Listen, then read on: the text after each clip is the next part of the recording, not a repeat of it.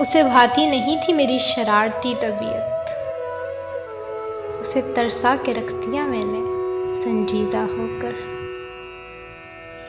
میں اس سے جب بھی کھلکھلا کے یا ہنس کے بات کرتی تو وہ سخت وحشت میں آ کر مجھے خاموش کروا دیتا۔ مجھے یوں لگنے لگ گیا تھا کہ جیسے اسے میری مسکراہٹ چبھتی ہے، میرا ساتھ اس سے ناگوار گزرتا ہے اور میری ذات اس کے لیے تکلیف کا باعث ہے۔ اور ایک میں تھی کہ جس کے ٹوٹ جانے سے میری جان جاتی تھی، لیکن اس کی خوشی سے تو اپنی خوشی عزیز ہی نہیں تھی۔ میری آنکھوں کو یہ ہرگز گوارا نہ تھا کہ اس کی آنکھیں پرنم ہوں۔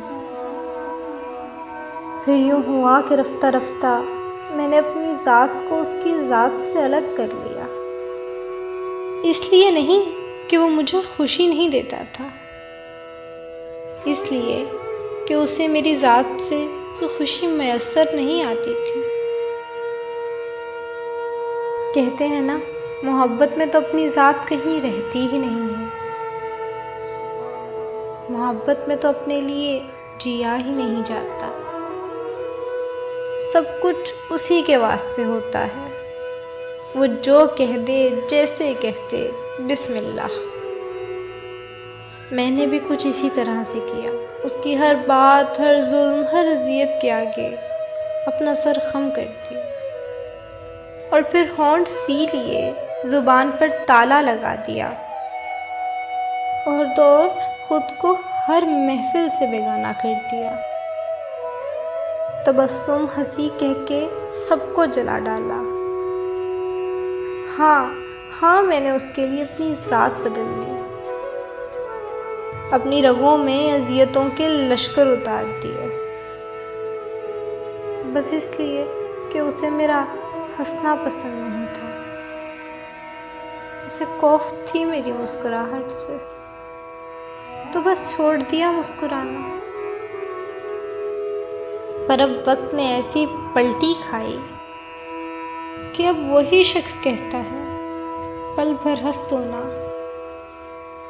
مسکرا دو نا، کیا یہ ظلم نہیں میرے ساتھ کہ میری رگ رگ میں اذیت بھر کے، میری مسکراہٹیں چھین کے اب کہتا ہے بھول جاؤں سب غم، اب کہتا ہے دوبارہ مسکرانے لگ جاؤں۔ پہلے بدلا اس کے لیے اپنے آپ کو، اور اب اس کو میرا بدل جانا بھی پسند نہیں، جانے کس حال میں خوش ہے وہ۔ میں جب بھی پورا اترنے لگتی ہوں نا تو معیار بدل لیتا ہے۔ عجیب ہے نا، انسان محبت میں خوار ہو کے رہ جاتا ہے۔ اب وہ کہتا ہے کہ اسے اپنے کیے پہ بہت پچھتاوا ہے، وہ مجھے خوش دیکھنا چاہتا ہے، اپنی کوتاہیوں کا کفارہ ادا کرنا چاہتا ہے، لیکن اس سب میں تو ظلم کے پہاڑ مجھ پہ ٹوٹے۔ پہلے اس کے لیے تنہائیاں پالی، اور اب اس کے لیے انہی سے چھٹکارا حاصل کرنا ہے، پر کرنا تو پڑے گا نا، کیسے رد کر دوں اس کی بات، کیسے نہ مانوں اس کا حکم،